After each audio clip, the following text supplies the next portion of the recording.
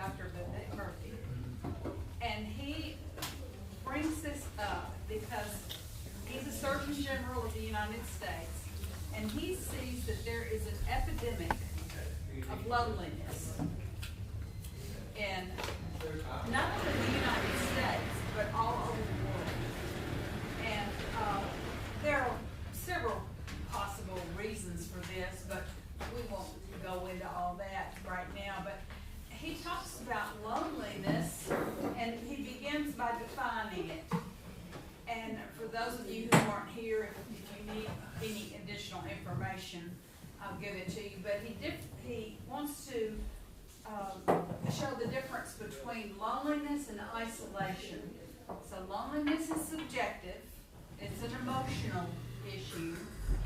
And isolation is objective, and it is physical. It was an actual physical, somebody goes off by themselves, they want to be alone for whatever reasons, but it doesn't necessarily mean the same thing as loneliness. They can do it out of choice. So, Riley, if you want to get that chair, Okay. pull over there next to her. Keep her in line. I'm not taking that assignment. Okay. I had a feeling. It was the other way around. You can't keep me in line, you might keep her in.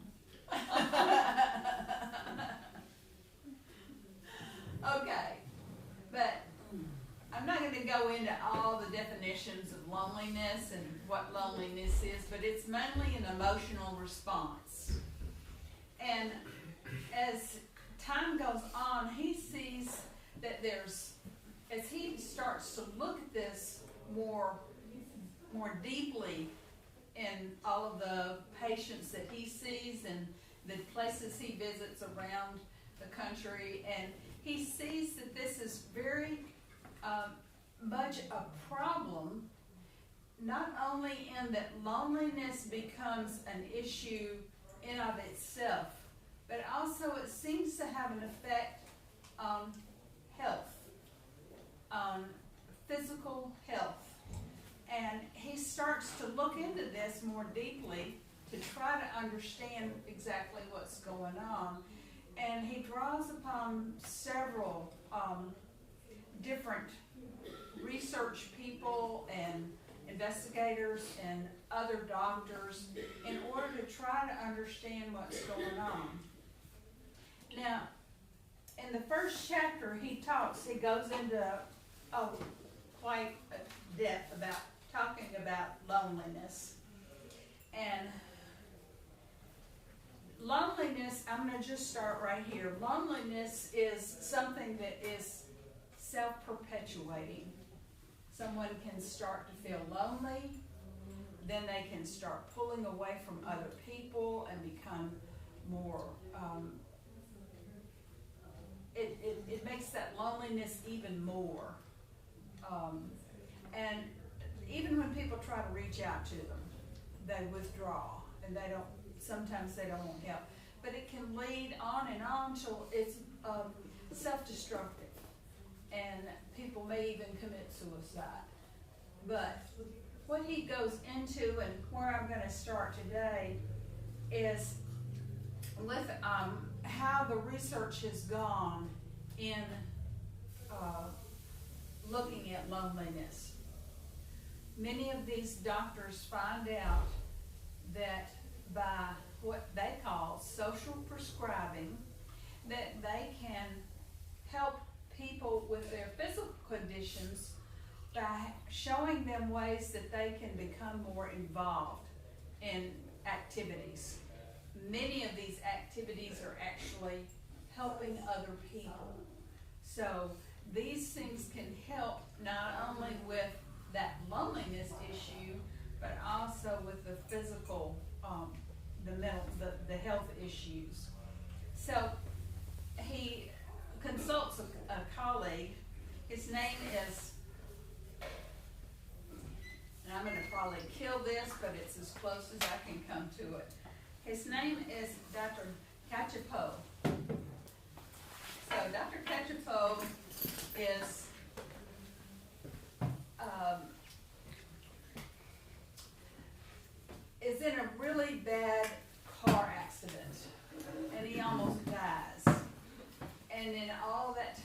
he's recuperating, he comes to realize that the most important thing to him is the people he loves and how much he misses people and the personal contact that he had before that. So he's a researcher, and he has been studying before this, but he changes the area that he wants to study by looking at the link between socialization and physical health. And he actually sees over time that there is quite a connection between them. And he calls this research on the biological underpinnings of human relationships and the tension between social connection and loneliness. This field is referred to as social neuroscience. Now, this is the study of the connection between biological systems and social processes. Okay, so how do they get started on this? They start looking at not only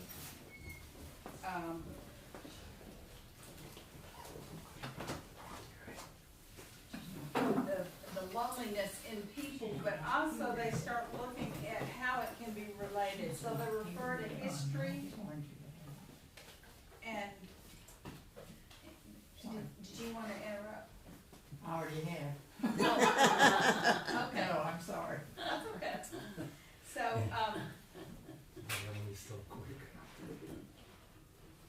he starts doing the history of socialization and how it survived.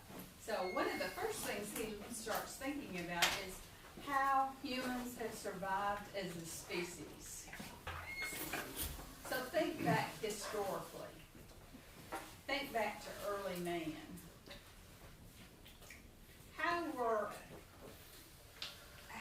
What do you think of as the early people?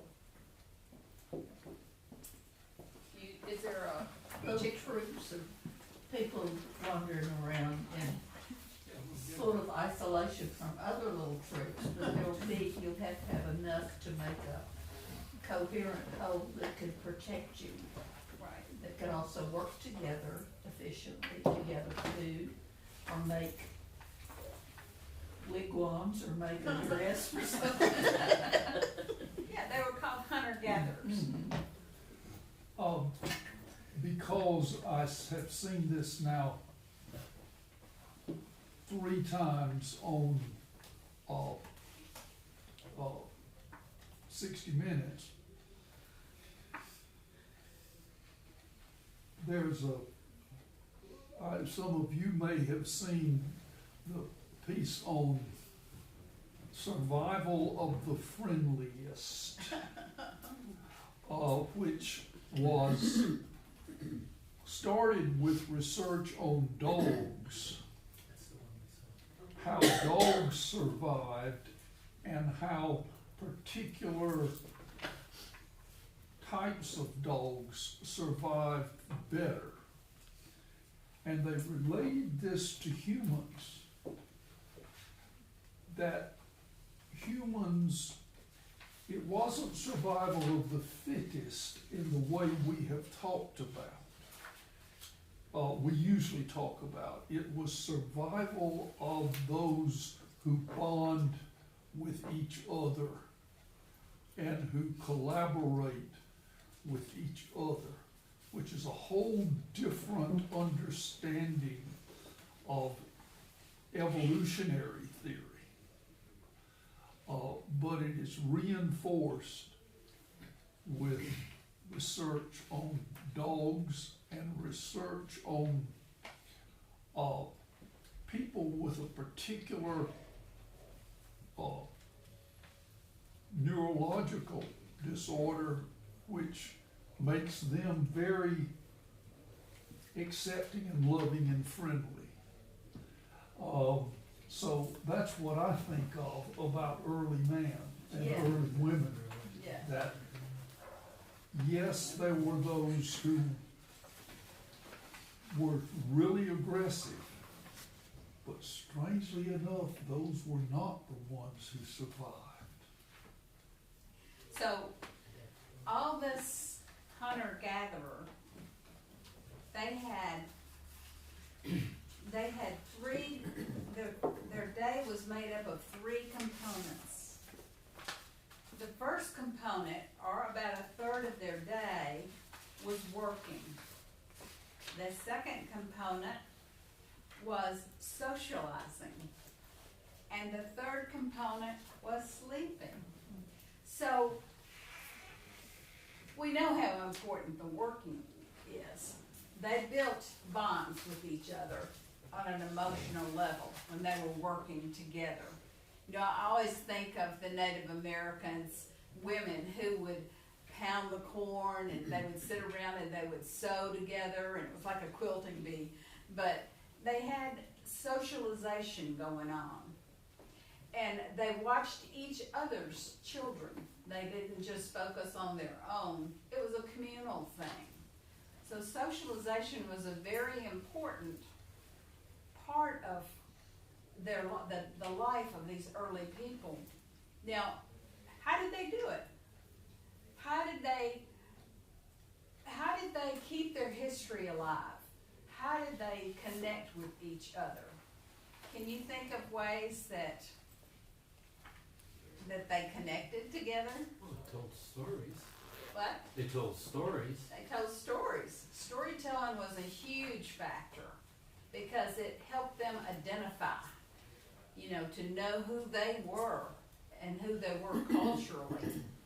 And it was very important. You see that even today, you know, how important. I mean, there's a storytelling group up just the road from us, and they meet to tell stories, and they have competition. And it's interesting. I'd like to go sometime. I think it would be fun just to hear. But another way, and then a lot of you can relate to this, is through music, through song. That type of storytelling, but a story was often told in their song. And dance. I'm curious, I love what you and Wiley say. I'm curious about how do we know this? How they communicated, how this history got recorded.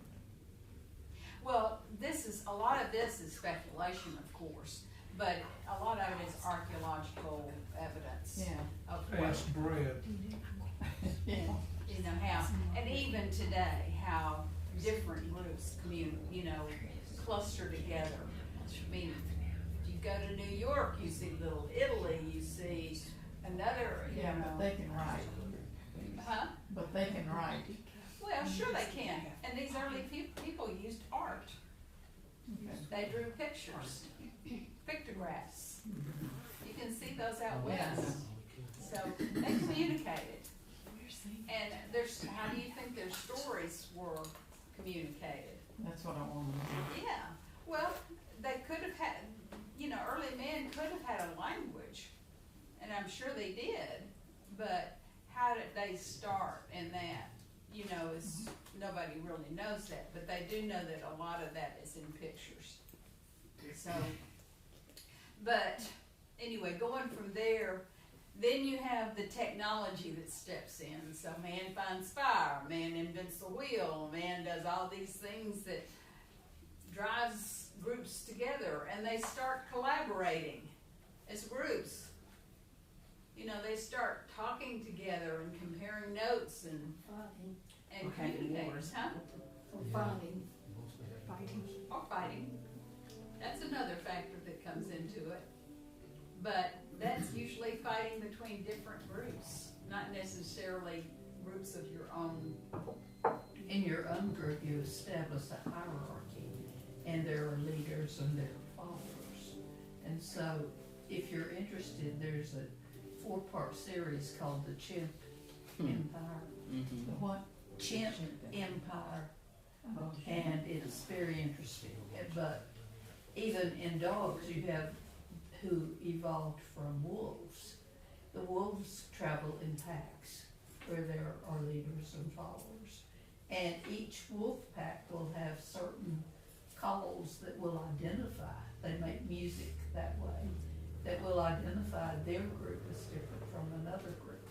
And they have signals for, I'm angry and I'm gonna come get you, or other kinds of things.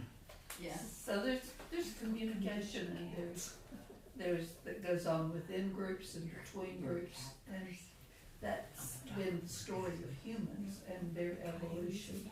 And the things that divide us tend to be more artificial than the things that unite us. They fight for resources, and there's a scarcity of resources. I think this was a major driver pulling people together. Absolutely, and there seems to be an innate understanding of what is needed for survival. When you hear the story about the 4 children who survived after the plane crash, how did they do that? That's a long time. Yeah, well, these children that they just found in South America were Right. 20 children. Columbia. Well, actually, there were 4, I think. One was 10 or 11, and the youngest was 1. Now, that's the one that I really wondered about. The 10 maybe, or the older ones could do for themselves. Somebody had to take care of that young one. So there's an innate, maybe they were brothers and sisters, but there's an innate connection of take care of the helpless, take care of yourself. In wolf packs, for instance, the oldest and the slowest wolves walk first. It's not the alpha, there is no alpha, but it's not the healthy ones that set the pace. They're in the back.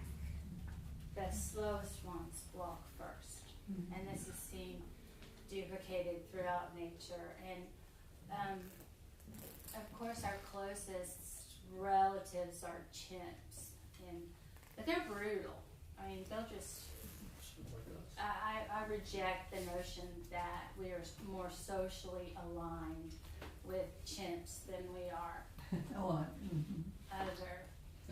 We have different.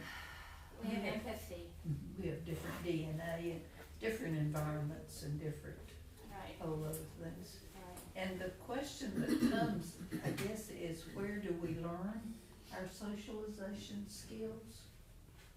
And what happens if we don't learn those, or if we have an environment that prevents us from learning those? What do we do with people who don't get along in our society? Separate them one.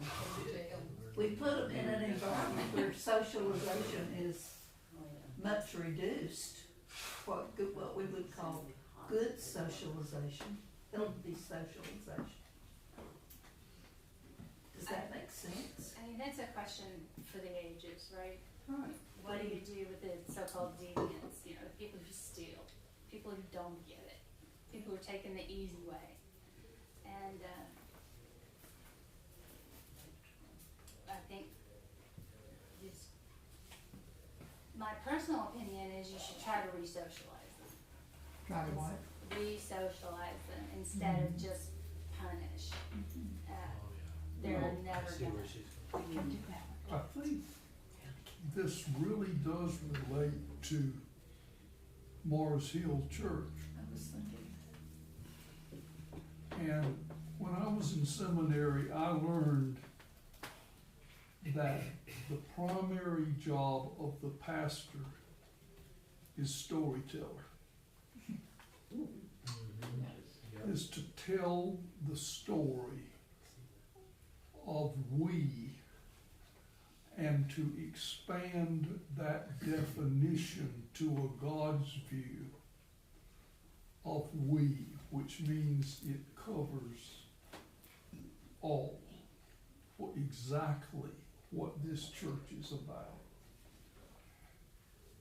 What do we do with the people who are not socialized in the way that we usually are? we bring them into the community. Just read something on people who are autistic in various ways, written by an autistic pastor who is autistic. And she was saying that most people with autism really relate to liturgy, to predictable social groups, and she goes on and on. Was in the Christian Century this past issue, if anybody's interested. But when we think about the primary human purpose of church, of religion, isn't it really defining who we are together? That's why what Ann Clark does every Sunday is so important, standing out front and helping everybody who comes in realize that you are us. Enough from me. Well, anyway, so we know that there's a really important social connection, and social evolution, which you're talking about, is actually linked to physical evolution. The stronger our connections are with each other, the richer our culture and the stronger society becomes. So this is why loneliness is so important. Our culture is struggling right now in so many ways. And a lot of this may be related to the loneliness issue, but it's also very important that people realize the importance of socialization, of getting together and being part of something more than just myself.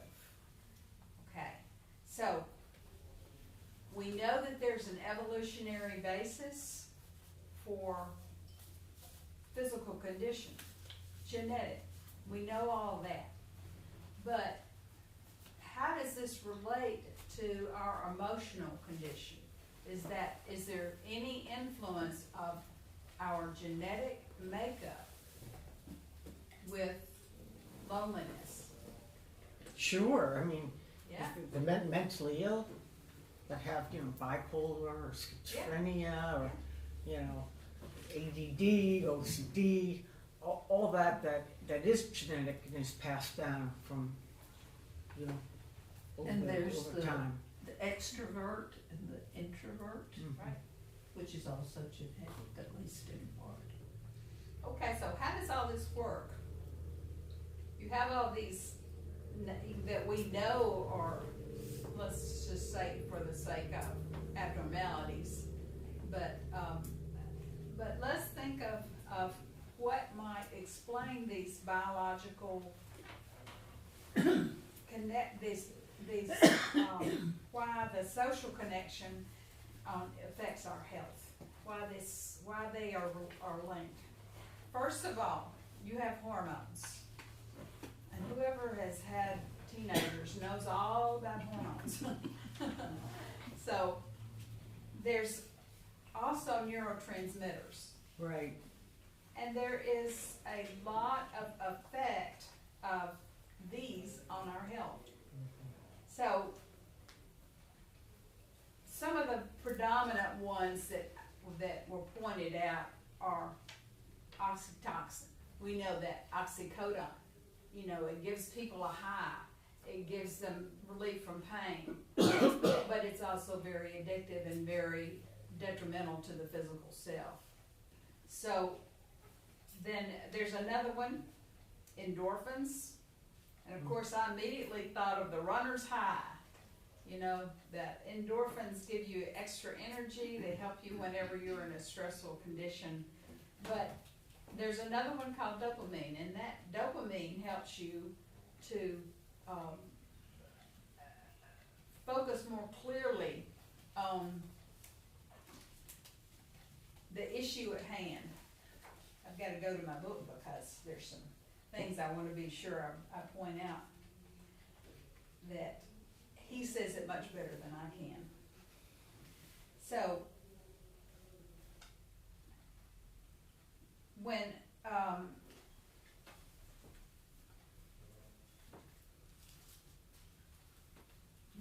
one of the important things about endorphins, they can be released not only when we experience pain, but also when we experience like exercise, but they're also released when we physically touch, like when we move in synchrony with other people, like dancing.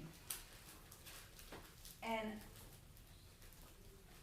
then, so that's an important part of that social aspect, to think about those endorphins. And then the dopamine is, it surges in response to isolation and drives us to actually seek companionship. So all of these are important, and they are important to us due to our genetic makeup. So, you know, this is, we're built to be social creatures, not only emotionally, but also physically. And one of the things that he points out is that we spend a lot of time thinking about other people, those closest to us, or anything that you can think of, you know, people that you know immediately, or people that you may know that who are distant, or not even, you know, in your environment. But this is,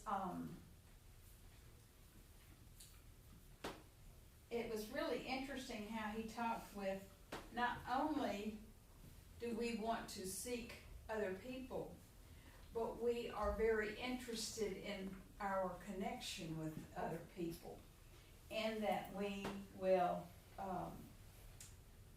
actually there's a influence of other people. I laughed when I was reading this because my sister has accused me of my accent changes depending on the environment I'm in. So, and I go really Southern when I'm around a lot of Southern people, and I become a mimic. So, but hey, can you think of some other things? Now, you know, I thought of that one immediately, but can you think of some other things, how people influence your behavior? Some people make you feel good, and other people make you uneasy or anxious. And so you generally would try to avoid that and seek the people who help you to feel safe and accepted. And it starts in I guess the family is the first unit that we all experience. And you can't do anything about that unit. I mean, that's what you're dealt. You were put down in that family. But you can determine who your friends are. And that's a socialization that is easy for some people and difficult for others. But aren't there some, I don't know if there's a genetic thing, but some people seem to be drawn to danger or adventure or, you know, excitement that's in a negative way. That's partly genetic. Yeah. Who makes up the most people in prison? It's males. does that happen? There's Well, definitely it's people who enjoy that feeling of the endorphins. So it's not always good, the connections we try to make with the people we're around. Absolutely. You know that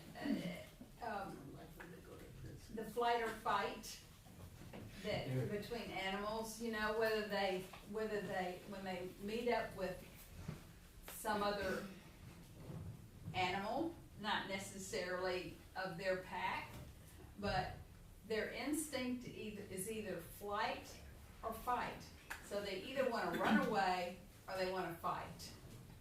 That's why your mama didn't want you to associate with some people. Birds of a feather flock together.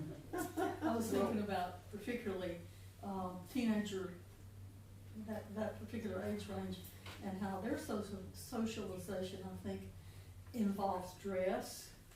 You know, how you dress as a teenager is really important, I guess. Music they listen to, the kinds of places they like to hang out. online as well as Mhm. in reality. Yeah. Online is reality now. Okay, so we have all this input, messaging that we're getting from other people, good and bad. So whether we're going, this mechanism for getting, avoiding too much of an overload, you know, you can get too much information and you start to feel an overload. So this is when that flight or fight comes in. Now, the interesting thing about this to me was the family is babies are born with very little perception of anything. They don't have, did you know that until a baby is 3 months old, it's been found that they can't tell the difference between skin color, between race. They don't know the difference because they haven't been taught to trust yet.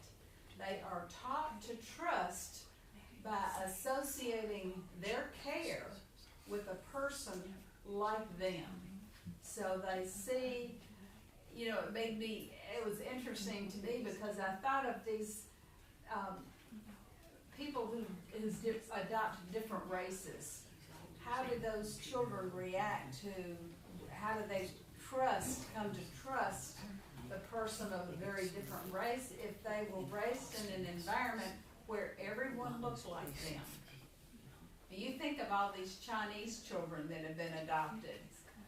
They were raised in an environment with predominantly Chinese, people that look like them, who don't look like Caucasians. But over time they learn to trust. And not only is it because of their perception of who they see, but it's because they are being taught to trust. So you not only have this what they call perceptual narrowing, because as children grow up, they start to narrow their perceptions of who they can trust, from people who look like me to people whose body language is non-threatening, to people whose voices are voices that we feel we can trust, they're pleasant voices or whatever. I know I didn't see my granddaughter for a long time after she was born. She was several months old before I ever saw her. And it took a while for her to trust me because she did not know me. And so over time, she came to trust me because I spoiled her rotten, you know, because I took care of her a lot and I was there with her a lot. I saw to her needs. I played with her. That interaction became very important. So I know that trust trust in Jesus, Him and so forth, where does that coincide or hit against our Christianity? As we walk in the world and hopefully trust people who aren't like us. Yeah. Well, you're going to a whole different. I know, but it's important as It Christians. is, it is, it's important as Christians, but, trust is based on a lot of things. Not only the physical, people that you see, but also it's based on it can be based on your family life. So if you're taught to trust, you become more trusting. But if you have an abusive parent, or if you have an abusive sibling, if you have someone in your life who is abusive, Sure. you start to question your trust. Or if you have a faith that teaches you that you are separate than those others, you trust less. It's also totally against our Religion biology. can be a real pernicious part of this development. I was interested though in you talking about how children learn to be more discriminatory in who they trust. And I see that in very early life. But it seems in my life, y'all check me on this, that the first people I trusted were my immediate family. And that world, from the time that I could discriminate, didn't get narrower, it got larger as I grew. What made it larger? Whole lot of things. You came to trust people who didn't look like Who you. didn't look like me, who didn't think like me, who didn't act like me. From being in a band with a guy that was very unlike me.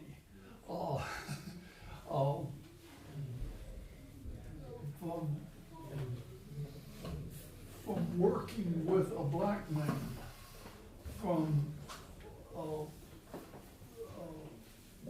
having a gay friend, all sorts of things, but primarily, other than family, which was huge, for me, it was growing up in an accepting religious community. But, you know,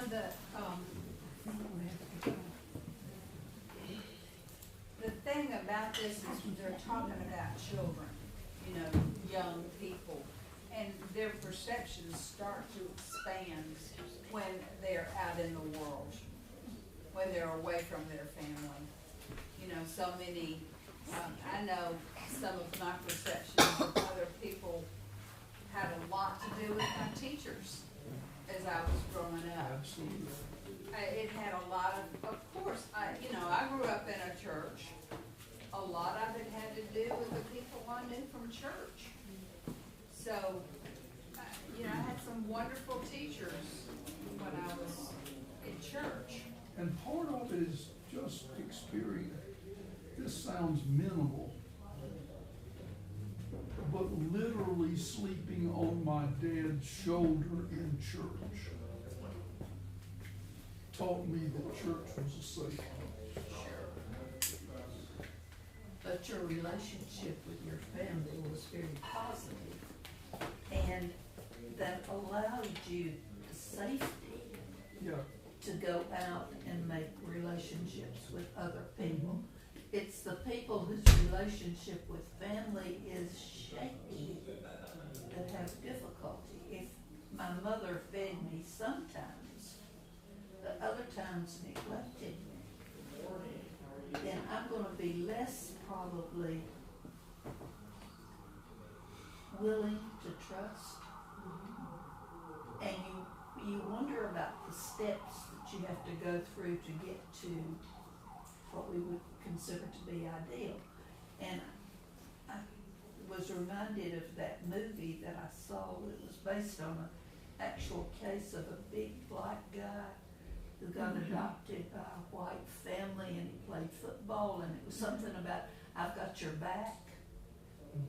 And that was finally the part that got him accepted and bonded with this white family. But if you look at our need, he had a need to trust someone somehow to help him consistently. If you don't have that pressing need, you're not likely to form that kind of bond with someone And else. all of these emotions are affected by our response to our biological responses It's all, to them. yeah. And there's no easy answer because of the uniqueness of people. People are all unique and they don't all react in the same way, not only because of the way they were raised, but because of their biological makeup. Because some people have more of a tendency to respond with endorphins than other people. Because of their genetic makeup, they have a better ability to respond with, any other neurotransmitters, anything that is part of their genetic makeup can also affect them emotionally. And in turn, this is like a feedback mechanism that response emotionally can also affect your physical condition. Because as people respond, sometimes there is an overstimulation and it stresses the body instead of enhancing your emotions to the point that you're in a good state. But if they stress the body, you get different responses in the body, or like cardiovascular responses, different. Yes. No, I was just going to say, my feeling is most children, young children especially, whatever's around them is their normal. I mean, this is what they know.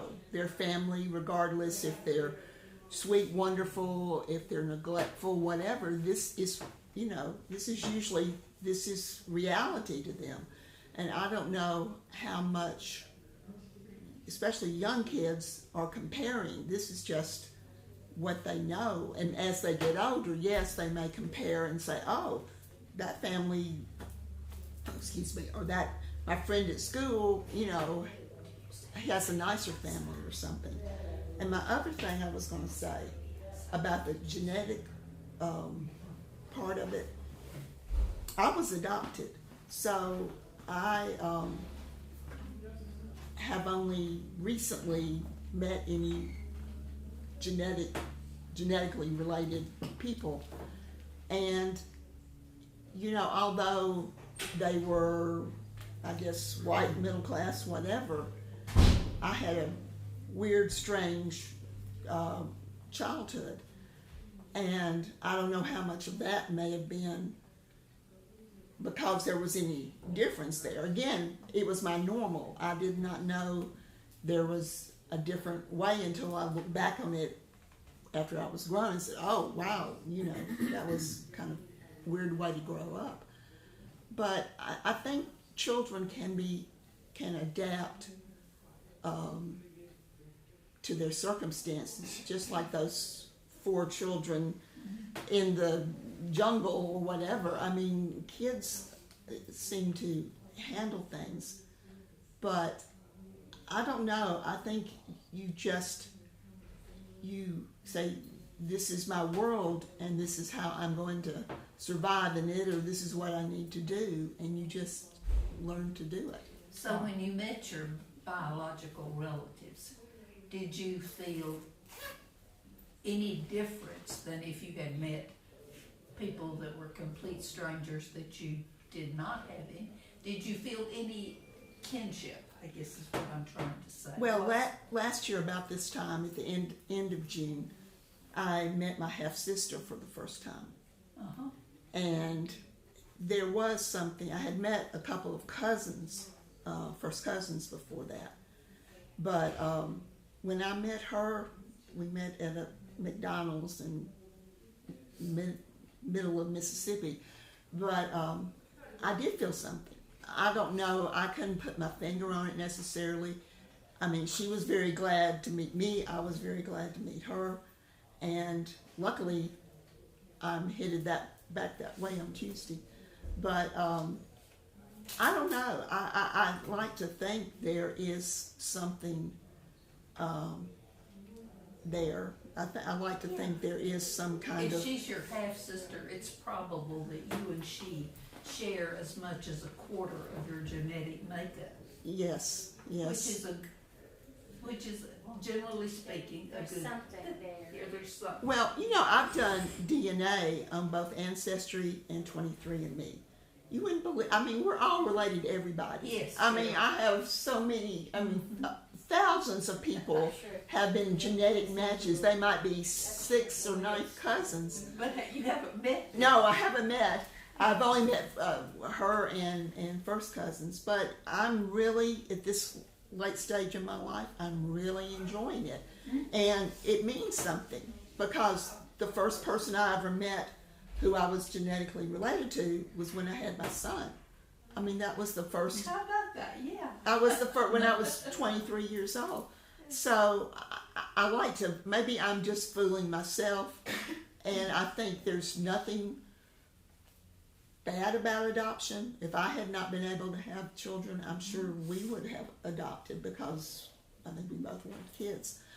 But there's just something kind of special, I think. Well, there's definitely a environmental effect on children. There's no doubt about that. That's well researched.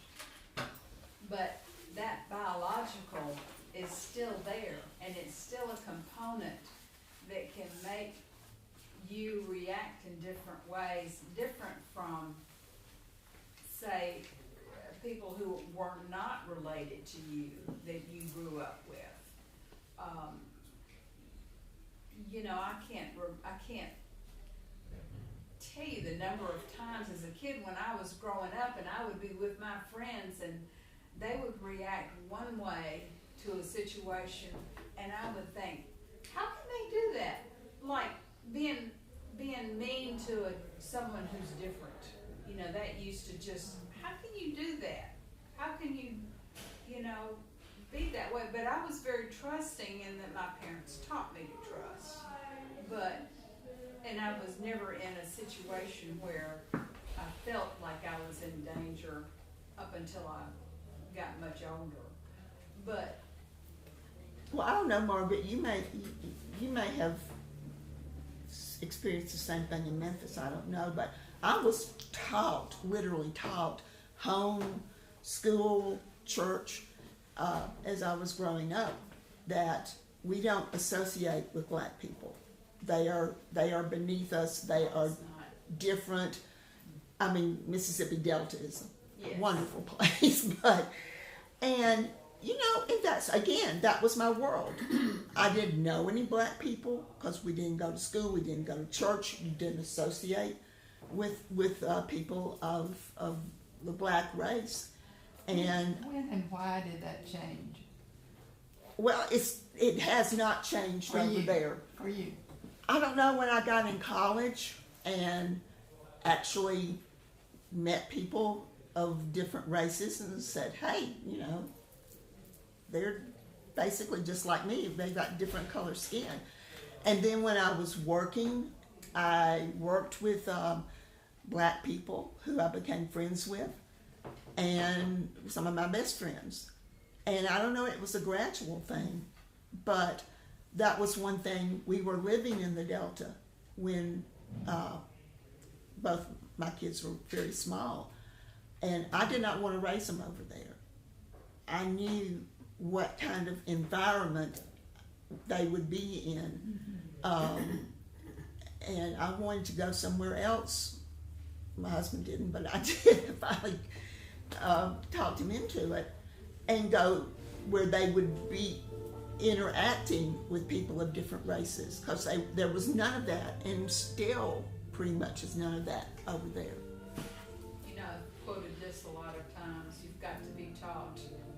That song, you've got to be taught To be afraid. to be afraid of people whose skin is a different shade, whose eyes are different. You're taught that. So over time, you learn that some of the things that you've been taught are not true. Yes. And I Very know much so. I was taught things even by my family that I realized were not true. As much as I loved my mother, there were things that when I got older, I started realizing, did she really do that? Did she really think that? Because my sisters and I have talked about it. Everybody's got their issues in their families, but I can't remember thinking. My mother's prejudice was against poor white trash. That's what she called them. She said people who don't have the gumption to get up off of it are just lazy. And it caused a lot of problems in my family. Because she considered part of my family poor white trash. I know one time, I don't know if it was Sunday school or NYF group, when I was a teenager, we were gathered food or blankets or stuff, and we were going to take them to a local family. Not a black family, of course, because we didn't do that, but we took it to a really poor white family. And when the parents found out about that, they were livid, because they didn't want us, the church kids, to go in an environment where they might get lice or have to deal with unpleasant things. And that, Catchy. yeah, I mean Being that, poor might be yeah, catchy. I mean that was it. We were, we were sending money to Africa and Timbuktu and everywhere else to help, but we couldn't help in our own community. Yeah. I think all this to me says how important the church is. Absolutely. To help us to see. Well, this has been a really interesting discussion today. It's not quite gone where I had planned it, but that's good. I want to hear I'm on opinions to and lead you things, astray. but this is a very important topic, and I look forward to further discussions with everybody. I got a question for Judy. Yes. In your role as a pharmacist, what percentage what percentage of the drugs that you dispense are not for physical ills, but are for The emotional or second only to the statins, second only to only to the cholesterol medicines, antidepressants, antipsychotics, and during the pandemic it only got worse. Okay. So we're trying to cure, or we're trying to fix our mood and our maybe behavior by a lot that we have by changing the internal environment through pharmacology. Part of that is because that's what we've been told. You're depressed, you need to Take this. take this. You have a disease in your brain. And clearly there is a biological aspect to depression. But you've got to treat it multiple ways. And people just want the magic pill. And it's horrifying to me to see the suicide rates just climbing.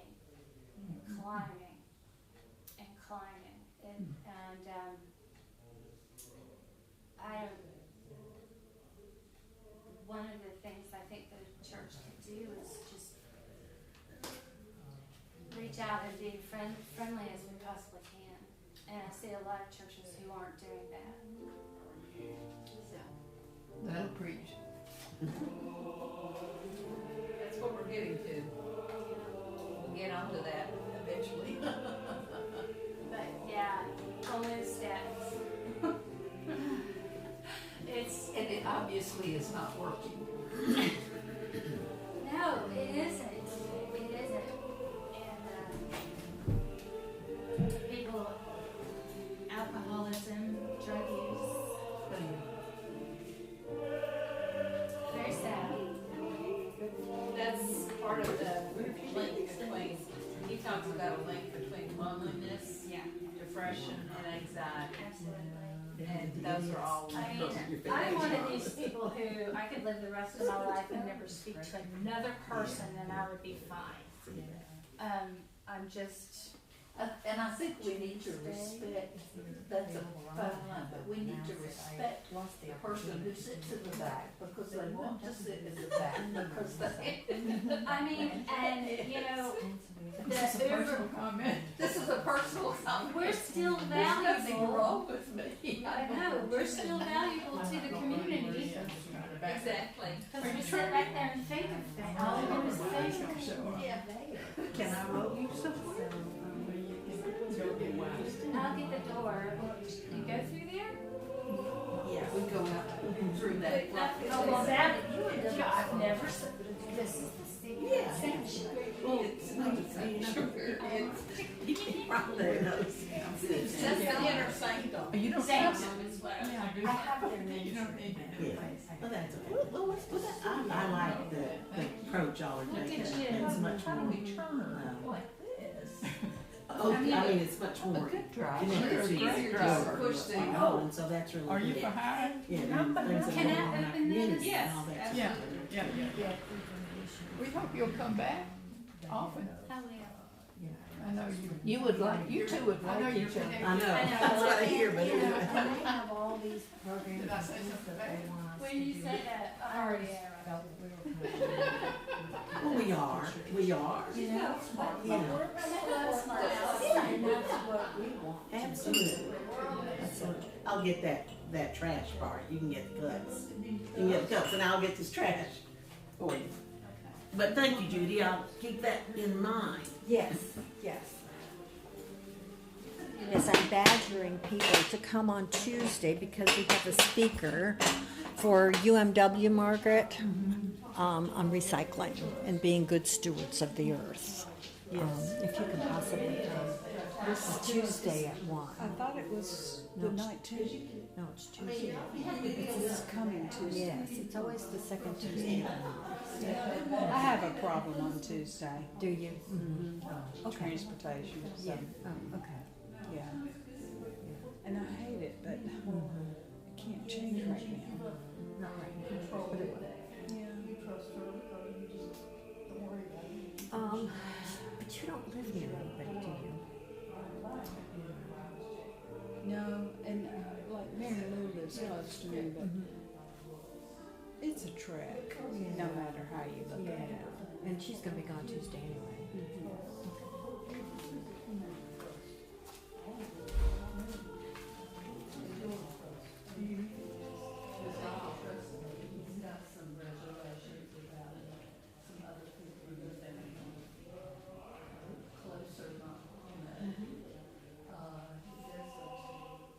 And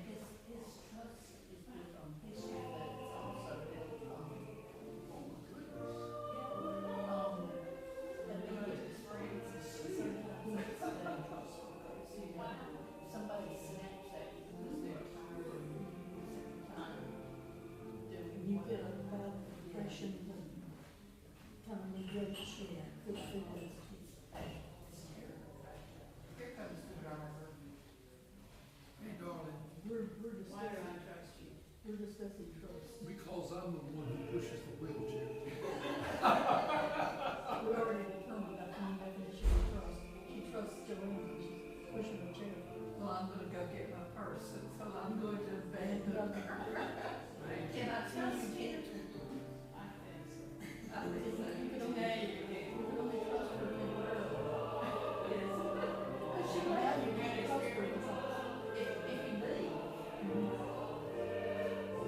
then abandon She can trust you for the problem.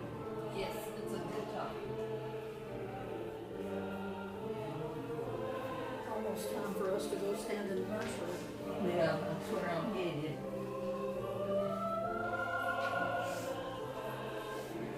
I put my stuff in a cube and then uptown, that's what I do.